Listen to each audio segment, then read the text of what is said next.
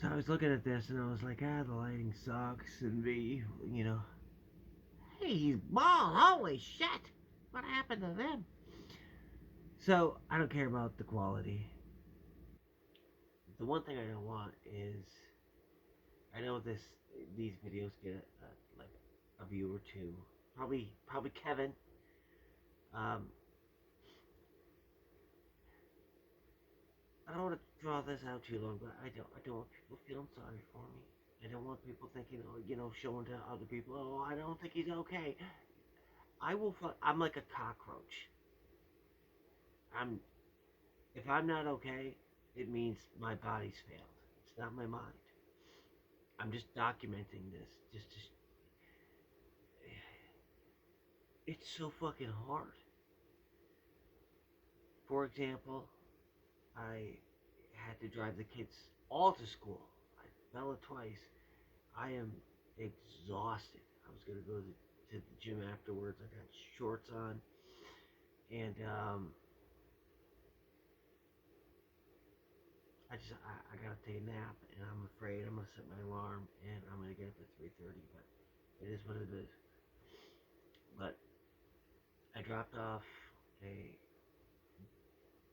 everything bagel, extra toasty with cream cheese, to my wife, uh, and she's in her classroom, and she shows me this toy.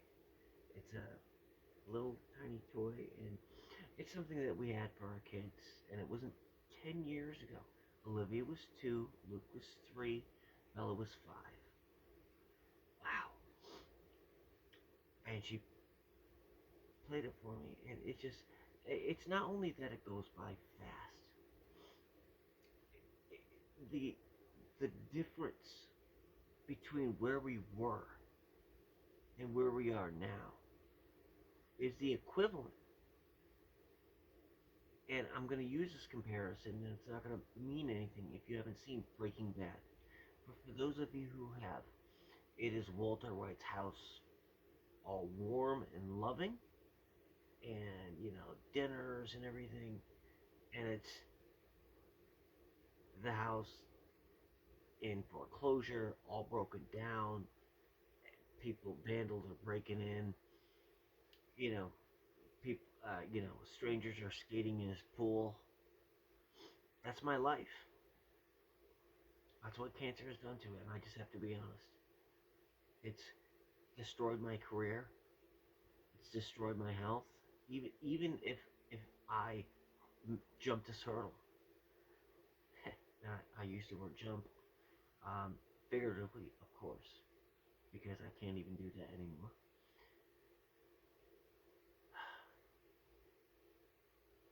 This is my life. I'm not gonna ever feel better. I'm gonna feel like, oh, I can't even describe it.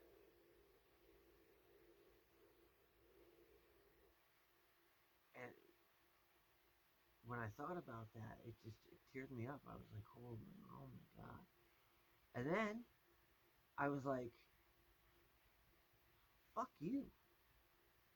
Like, you don't have a right to make me feel like I don't give a shit what happens. And this is honest. Like, I'm not gonna let cancer take our house and just make it like that scene. That's not gonna happen. And it's like, no matter what happens to me, I have a choice on how I react to it, right? And what's funny is I can see people like David Goggins and Jocko Willink and people of that ilk, who make no excuses, looking at my situation and being like, sorry, bro.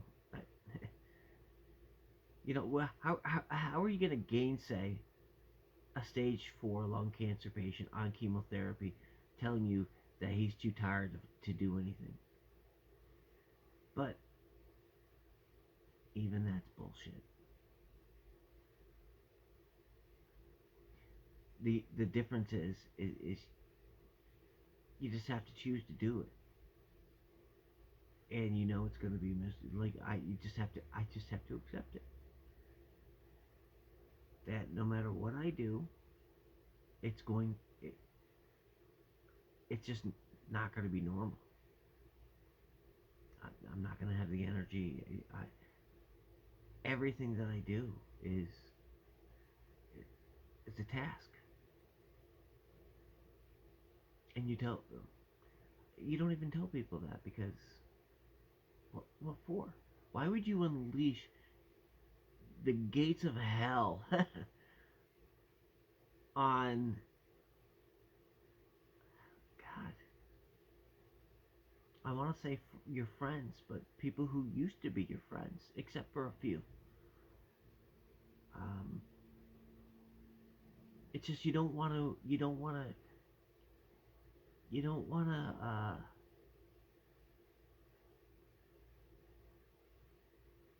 You don't want to let them know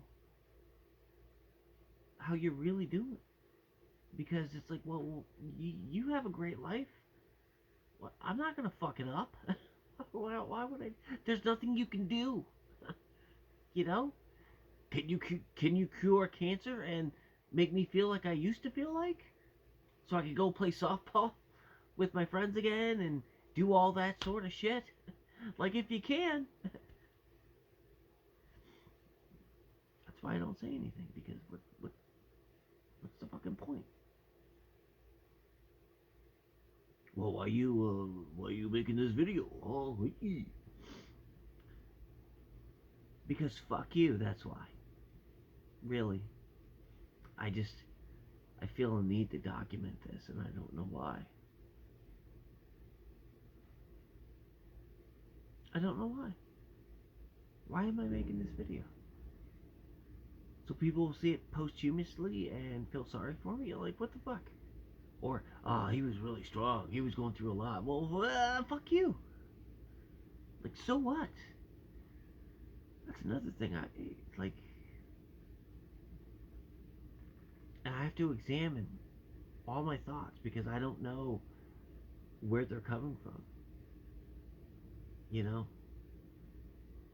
I think about my life, and I had a great fucking life. And I think about the reason you fight for freedom, the reason you fight for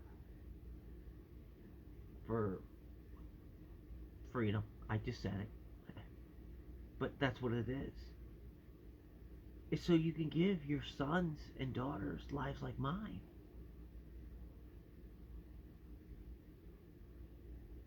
I grew up in peace. I I haven't never seen violence really. I've been so lucky, so fortunate. You know, I went to school.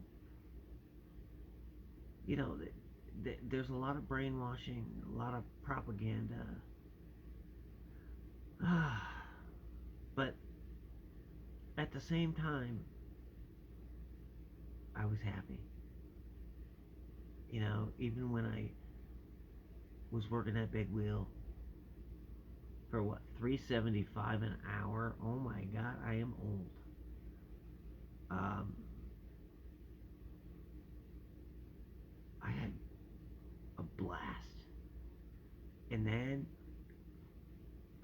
my career was a radio DJ slash programmer or radio programmer slash DJ, whatever you want to say. Um, but here's the problem: a lot of people forget what it takes to have this, and all the people calling for, speech is violence.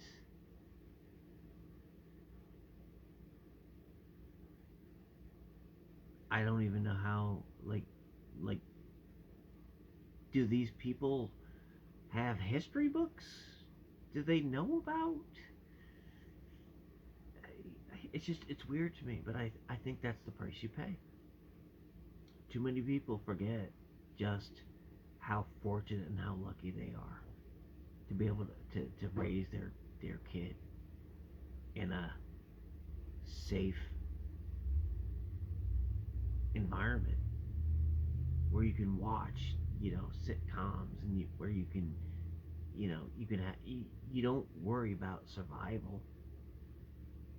But that shit, is, I just don't know why people forget that. Why they forget that our forefathers literally, that's what they went to war for. I'm not talking about the Vietnam War or all these bullshit wars that our government has completely 100% made up. Um, we haven't fought for freedom since World War II. And even that is a fucking rabbit hole. If you really read up about it, you're like, oh, that could have been avoided. Oh. But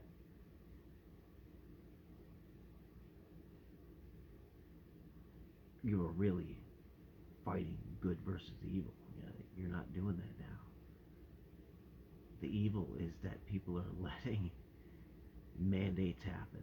They're letting all these things happen, and they're not fighting up against. They're not saying anything. And there's that saying, what is it?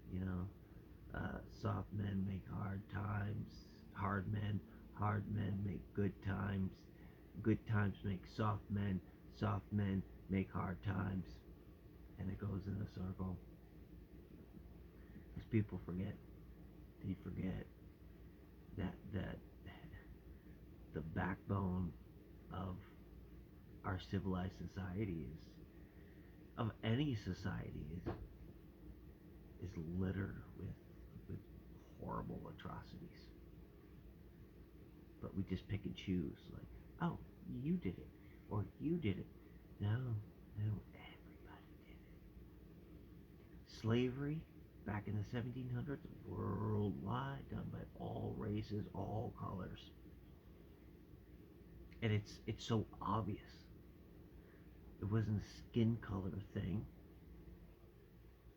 It was a money thing. Because this is, it's not hilarious, but it just, I'll give you a concrete example. And when I say you, I mean me.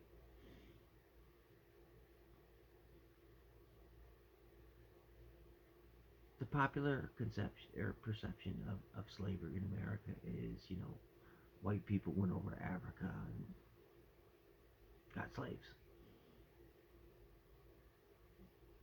What really happened is white people went to Africa, and the rich black people, Africans, the kings, and the well-to-do, already had these slaves rounded up, and they were sold to the white people to go back.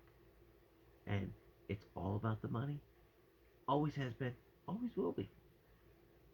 So it's just socioeconomics, and of course there was racism, but there was racism white on black, black on white, Muslim, Chinese. It's just, excuse me, our forefathers started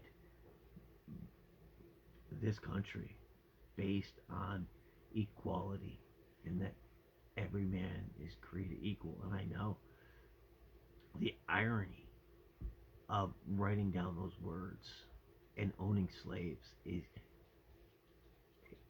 it's hard to take. But when you think about, the nuances of slavery back then, and how people like Thomas Jefferson knew that it was wrong, tried to abolish it in states that were still forming, and he didn't have the votes and blah blah blah. It was still wrong. But I mean, no one said it better than Martin Luther King Jr., right? You know, all men are created equal. That was written back then. That's a check we are going to cash today. And we did. At least I thought we did. I thought we were making really good strides. And I thought the final cherry on the top was Obama. Black president. I voted for him. Thought that was pretty awesome. And it just made our race relations since then just. And now we have fools who are leading our country calling for equity, which is openly racist, openly discriminatory. And it's not even debatable. I mean, you could historically speaking, it's completely inaccurate. It's upside down. But even if it was 100% correct, you do not do current racism to make up for past racism. Why? Because racism is horrible. No matter what. There's no race, there's no color of people that deserves that. And we have it going on right now in the beginning stages. And people are like, oh, equity. Okay. That sounds good. I'll just give you one example. Bank of America offering 0% loans, 0% money down to first-time home buyers, which is huge. If you're a first-time home buyer, that, oh my God, that helps out a lot, right? Not available to white people.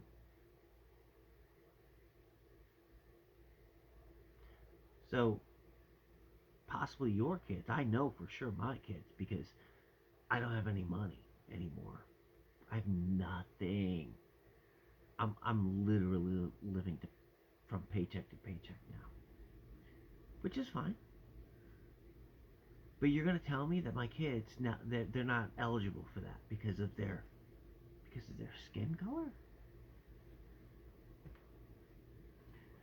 This is why I have such a problem with my friends who still vote Democrat. Like, I don't want to. God. Because these people are good people, so I'm still searching for the answer. It's going to wake them up, but it's not going to. Like, it's got to be soon.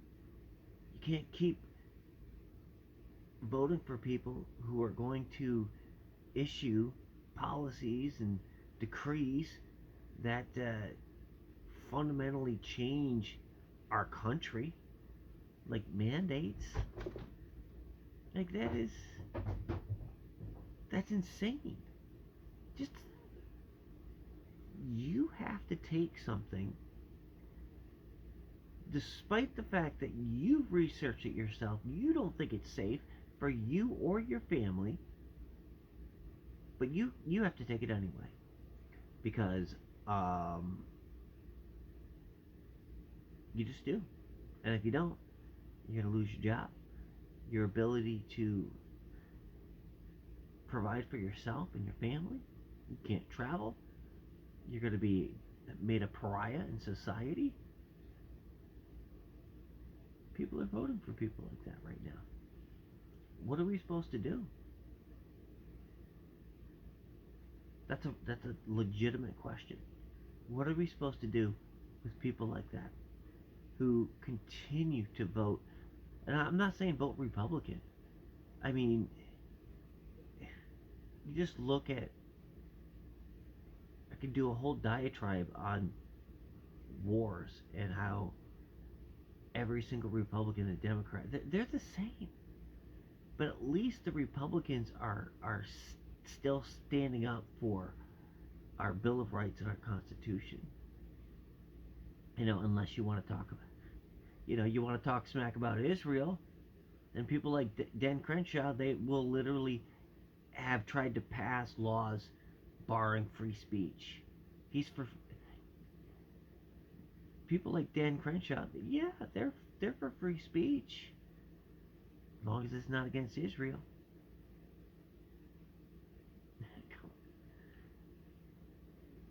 There's a lot of things And you don't have to vote Republican. But how can you vote Democrat right now when they're being openly racist? They're completely like they don't resemble their party at all. From the time of I would say before Barack Obama, because I think he's the one who orchestrated it. Well, he didn't orchestrate it, but he went along with it. Because he was black, he was able to get so many horrible things done. We went from 2 to 7 wars under him. You can't debate that. You can't say, well, this happened, this happened, this happened. No. From 2 to 7, the droning, the, the bailing out of Wall Street in 2007, and just letting millions of people lose their houses. I mean, you can make an argument, but that's a Republican argument. It's not a Democratic one. But anyway,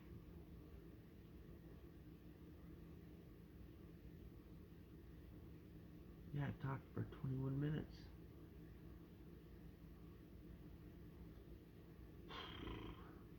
Yeah, I don't know what my purpose is anymore. It's my kids, I think. But I don't give a fuck. I'm just gonna go day by day and just I laugh in the face of cancer. Like I I literally want it to be real and a real monster coming right up to me and me doing this. Give me a sword. Give me something. I just I'll get my ass kicked. I know it. But some things are worth dying for. And fucking having one swipe at that shit, and that's dumb. Of course not. But that's the warrior in me, and I just feel like that warrior has been sleeping for a long time. And it's ironic because at the time where you're the weakest, where you'd get your ass kicked by a 15-year-old,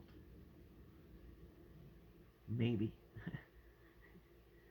you know, a 15-year-old who knows how to fight, who's a little bit strong, yeah. Uh, but I don't care. If I had this attitude and this knowledge now, back when I was in my 20s, I would have been miserable. Because I just would have felt like I had to fight, you know, against this madness, against this corruption for my kids.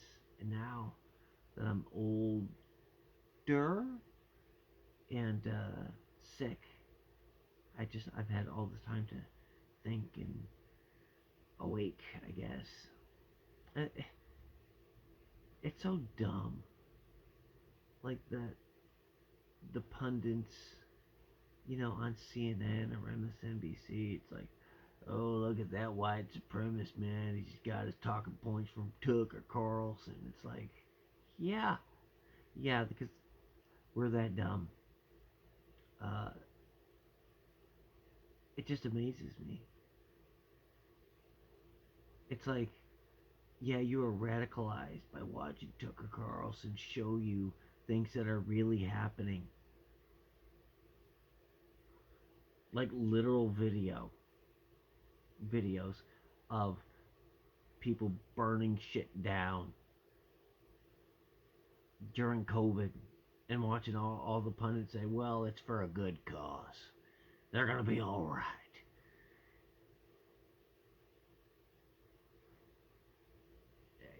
I can give a million examples. You know, COVID, I read that there was, and then I'll let myself go, that there was a psychologist who through some study or whatever found that 80% of people aren't able to stand up to authority. They're not able to question things. They basically they might think it, but they because they're too afraid. Which leaves 20% of people fucked because they're the ones who are going to speak up, and they're the ones who are going to be silenced. And their speech will be silenced at first, but eventually